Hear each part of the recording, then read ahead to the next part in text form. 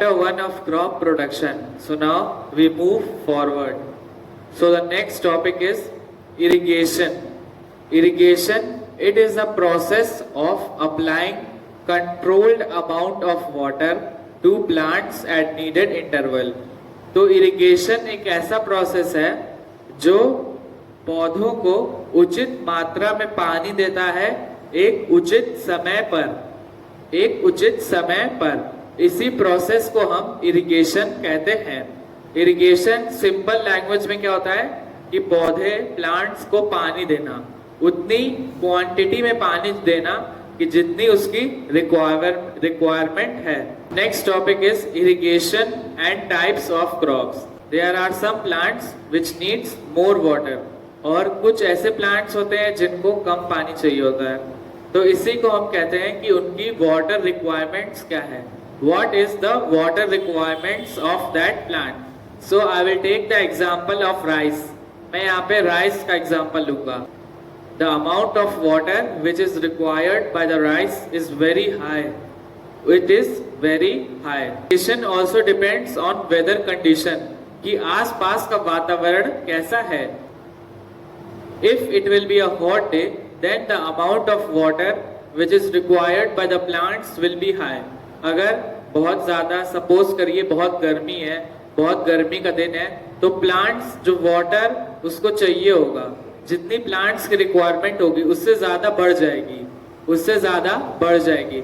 तो आप ये कहेंगे सिंपल वर्ड्स में कि टेम्परेचर होता है वो प्लांट्स की वाटर रिक्वायरमेंट को अफेक्ट करता है।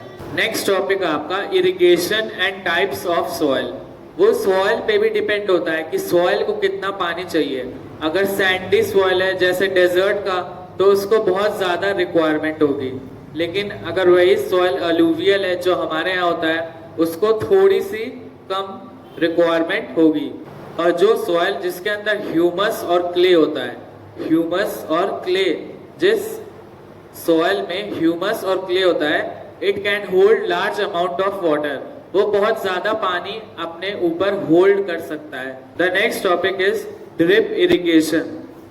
What is drip irrigation?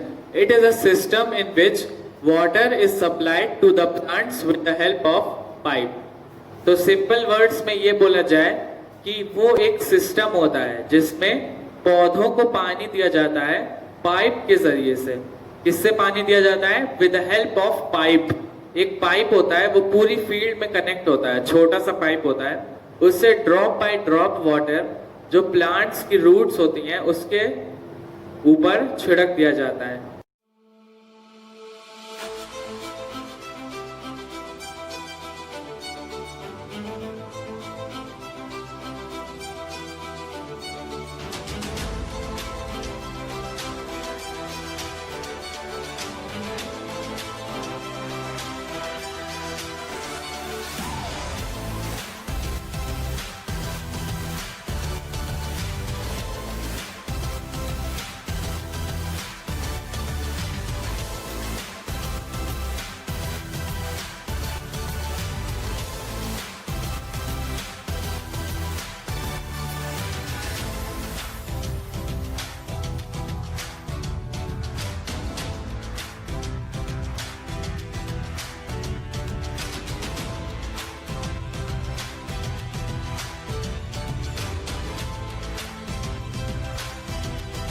बिना पाइप के पानी देंगे तो बहुत ज़्यादा पानी वेस्ट हो जाता है।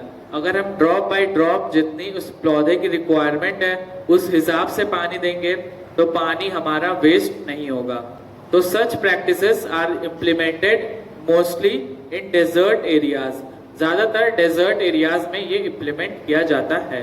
Your next topic is water conservation. Water conservation होता क्या है? Water conservation means that to conserve the water for future use. पानी को हम बचा के रखें ताकि आने वाले टाइम में हम उसको यूज कर लें। This process is called water conservation. इसी प्रोसेस को हम वाटर कंजर्वेशन कहते हैं। तो चेक डैम्स होते हैं तो वो बारिश के पानी को कलेक्ट कर लेते हैं ताकि जो हमारा वाटर है वो वेस्ट ना हो। So the check dams, they collect the water so that the water is not wasted. जो पानी है वो वेस्ट ना हो। Next topic is soil fertility. Soil fertility refers to the ability of soil to sustain agriculture plants growth। तो soil fertility एक बहुत important role play करती है। जो फार्मर्स क्रॉप्स जो उगाते हैं उसका आउटपुट कितना है, what is the output coming from that yield. If the soil will be fertile then the yield will increase many times. अगर सॉइल अच्छा होगा, फर्टाइल होगा, तो उसकी जो प्रोड्यूस है वो बढ़ जाएगी। इससे फार्मर्स को ज्यादा फायदा होता है।